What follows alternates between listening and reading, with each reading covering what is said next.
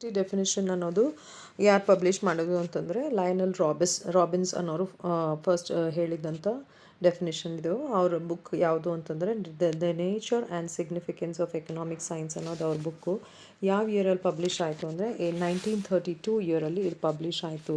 It has not only criticise the welfare definition of marshal but also given his own definition. ಇವ್ರು ಮಾರ್ಷಲ್ನ welfare definition ಏನಿತ್ತು ಅದನ್ನು criticise ಮಾತ್ರ ಮಾಡಿಲ್ಲ, ಆದರೆ ಅವ್ರದ್ದೇ ಆದ ಓನ್ ಡೆಫಿನಿಷನ್ ಕೂಡ ಕೊಟ್ಟರು. ಇವ್ರ definition has created a controversy. ಇವ್ರ ಡೆಫಿನೇಷನಿಂದ ಏನಾಯಿತು, ಒಂದು ಕಾಂಟ್ರವರ್ಸಿ ಕ್ರಿಯೇಟ್ ಆಯಿತು. ಹಿಸ್ ಡೆಫಿನೇಷನ್ನ ಪಾಪ್ಯುಲರ್ ಆಗಿ ಏನಂತ ಕರಿತಾ ಇದ್ರು, ಸ್ಕ್ಯಾಸಿಟಿ ಡೆಫಿನೇಷನ್ ಆಫ್ ಎಕನಾಮಿಕ್ಸ್ ಅಂತ ಕರಿತಾ ಇದ್ರು. In the words of professional Lionel Robbins, economics is a science which deals with human behaviour as a relationship between ಎನ್ scarce means which have alternate uses. So ಇವ್ರ ಪ್ರಕಾರ ಎಕನಾಮಿಕ್ಸ್ ಅನ್ನೋದು ಏನು ಅಂತಂದರೆ ಅದೊಂದು ಸೈನ್ಸು. ಇದರಲ್ಲಿ ಏನರ ಬಗ್ಗೆ ಸ್ಟಡಿ ಮಾಡ್ತೀವಿ ಅಂತಂದರೆ ಹ್ಯೂಮನ್ ಬಿಹೇವಿಯರ್ ಬಗ್ಗೆ, ಯಾವ ರೀತಿ ಒಂದು relationship it is between ಎನ್ಸ್ and scars ಮಧ್ಯ ಇರೋವಂಥ ರಿಲೇಷನ್ಶಿಪ್ ಓದೋವಂಥ ಹ್ಯೂಮನ್ ಬಿಹೇವಿಯರ್ ಇದು. ಮತ್ತು it has alternative resources. His definition is widely accepted as most scientific, and this definition is based on following fundamental propositions. So ಇದು fundamental principles of prepositions ಇದೆ ಈ ಡೆಫಿನೇಷನ್ಗೆ. ಇದು scientific ಅಂತಲೂ ಒಪ್ಕೊಂಡ್ರು. So ಆ fundamental prepositions ಏನು ಅಂತಂದರೆ ಎಂಡ್ಸ್ ಅಂದರೆ ಏನು ಅಂತಂದರೆ ಇದು ವಾಂಟ್ಸ್ ಅಂತ ಹೇಳ್ಬೋದು. ಸೊ ರಾಬಿನ್ಸ್ ಪ್ರಕಾರ ಮನುಷ್ಯನಿಗಿರೋ ವಾಂಟ್ಸು ತುಂಬ ಇದೆ ಮತ್ತು ಅನ್ಲಿಮಿಟೆಡ್ ಇದೆ. ಇದು ಜಾಸ್ತಿ ಮಾತ್ರ ತುಂಬ ಜಾಸ್ತಿ ಇದೆ ನೇಚರಲ್ಲಿ. ಮತ್ತು ಸ್ಯಾಟಿಸ್ಫ್ಯಾಕ್ಷನ್ ಎಲ್ಲನೂ ಸ್ಯಾಟಿಸ್ಫೈ ಮಾಡೋದು at one point is not possible.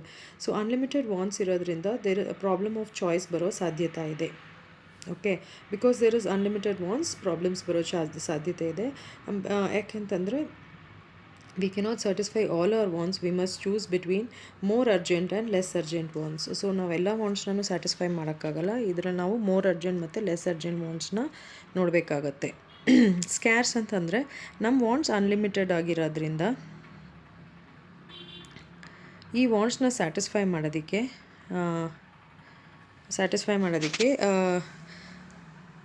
Scarcity ಅನ್ನೋ ಟರ್ಮ್ನ ಯೂಸ್ ಮಾಡ್ತೀವಿ. ಸ್ಕ್ಯಾರ್ಸಿಟಿ ಅಂತಂದರೆ ಸ್ಯಾಟಿಸ್ಫೈ ಮಾಡೋಕ್ಕೆ ಲಿಮಿಟೆಡ್ ವಾಂಟ್ಸ್, ಲಿಮಿಟೆಡ್ ರಿಸೋರ್ಸಸ್ ಇದ್ದಾಗ ಸ್ಕ್ಯಾರ್ಸಿಟಿ ಬರುತ್ತೆ.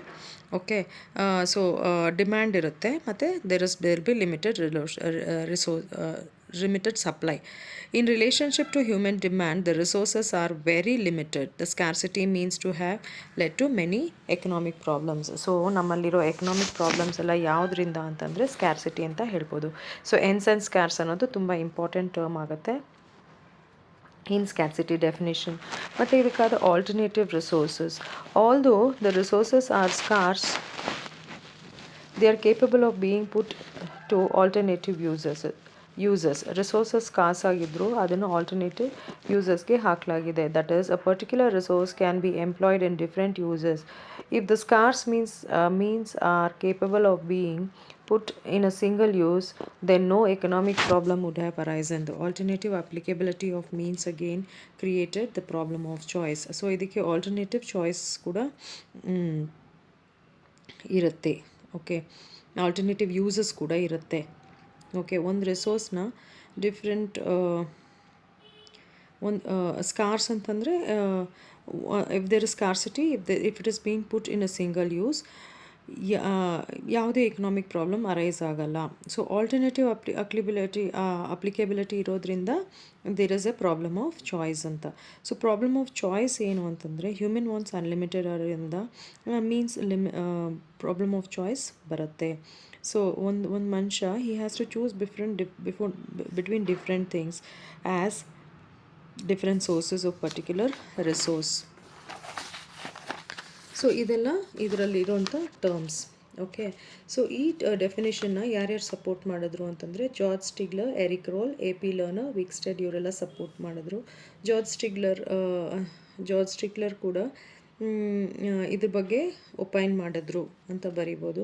ನೆಕ್ಸ್ಟ್, ಸುಪೀರಿಯಾರಿಟಿ ಹೇಗೆ, ರಾಬಿನ್ಸ್ ಡೆಫಿನೇಷನ್ಸ್ ಯಾವ ರೀತಿ ಸುಪೀರಿಯರ್ ಆಗಿದೆ. ಸೊ ಯಾವುದೇ ಎಕನಾಮಿಸ್ಟ್ ಬಗ್ಗೆ ಸುಪೀರಿಯಾರಿಟಿ ಬಗ್ಗೆ ಹೇಳಿಲ್ಲ, ಬಟ್ ರಾಬಿನ್ ಹೇಳಿದ್ದಾರೆ. So there are high chances you might get this answer because this might cover 16 marks. Robin claims that his definition is more descriptive, analytical and scientific, whereas welfare definition is classificatory.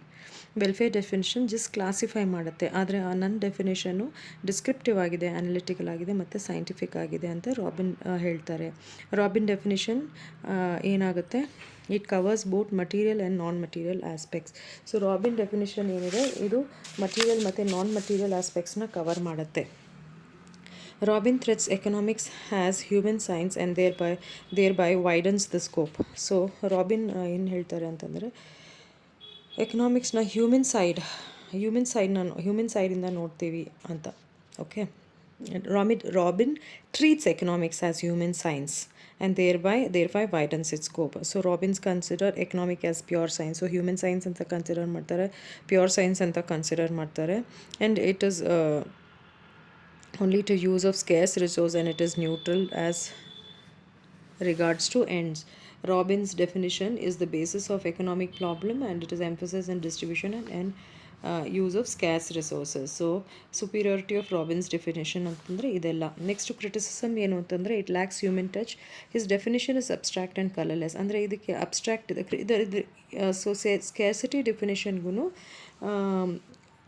Criticisms ಇದೆ. ಏನು ಅಂತಂದರೆ lakhs human touch, ಇದನ್ನು ಮುಟ್ಟೋಕ್ಕಾಗಲ್ಲ ಮನುಷ್ಯ, ಅಂದರೆ ಇದರಲ್ಲಿ ಮನುಷ್ಯನ touch involved ಇಲ್ಲ. ಇದರಲ್ಲಿ ಎಂಡ್ಸ್ ಬಗ್ಗೆ ಮಾತಾಡ್ತೀವಿ, ಸ್ಕೇರ್ಸ್ ಬಗ್ಗೆ ಮಾತಾಡ್ತೀವಿ, ಆದರೆ ಇದರಲ್ಲಿ there is something called as ethical significance in economics which cannot be ignored ಅಂತ ಹೇಳ್ತಾರೆ.